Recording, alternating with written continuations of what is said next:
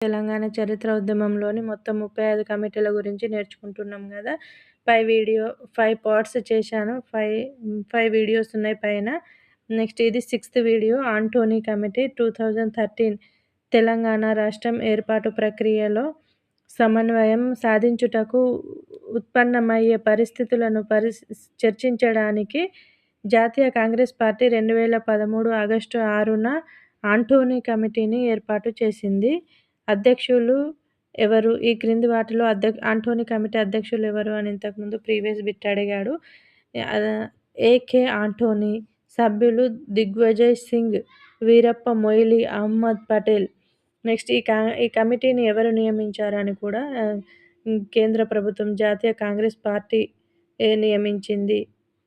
August 6న కూడా ఈ డేట్ కూడా గుర్తుపెట్టుకోండి. 2013 ఆగస్టు 6న ఆంటోనీ కమిటీని నియమించారు.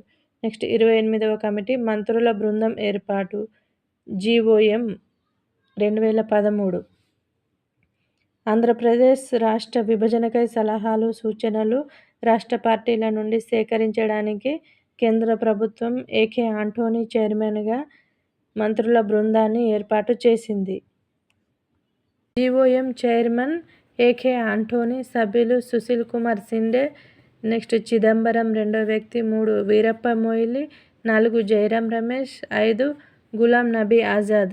ప్రత్యేక ఆహ్వానితుడు వి. నారాయణస్వామి. నెక్స్ట్ 29వ కమిటీ కమలనాథన్ కమిటీ. ఆంధ్రప్రదేశ్ తెలంగాణ రాష్ట్రాల మధ్య ప్రభుత్వ ఉద్యోగుల విభజనను సూచించుటకు కేంద్ర ప్రభుత్వం కమల్నాథ్ కమిటీని ఏర్పాటు చేసింది. నెక్స్ట్ 30వ కమిటీ పూనం మాలకొండయ్య కమిటీ. మహిళల భద్రత కోసం తెలంగాణ రాష్ట్ర ప్రభుత్వం పూనయ్య మాలకొండయ్య కమిటీని ఏర్పాటు చేసింది. నెక్స్ట్ 31వ కమిటీ హరగోపాల్ కమిటీ. తెలంగాణ రాష్ట్రంలో TSPSC నిర్వహించే పరీక్షల సిలబస్ రూపకల్పనకు 30 మందితో ప్రొఫెసర్ హరగోపాల్ ఆధ్వర్యంలో 2015 జనవరి 3న ఒక కమిటీని నియమించారు. నెక్స్ట్ 32వ committee S. Chellappa committee.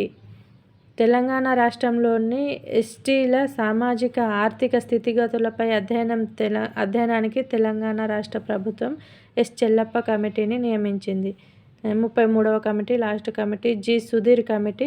Telangana రాష్ట్రంలోని ముస్లింల స్థితిగతులను అధ్యయనం చేయడానికి తెలంగాణ రాష్ట్ర ప్రభుత్వం జి. సుధీర్ కమిటీని నియమించింది. ఇవి మొత్తం 33 కమిటీలు.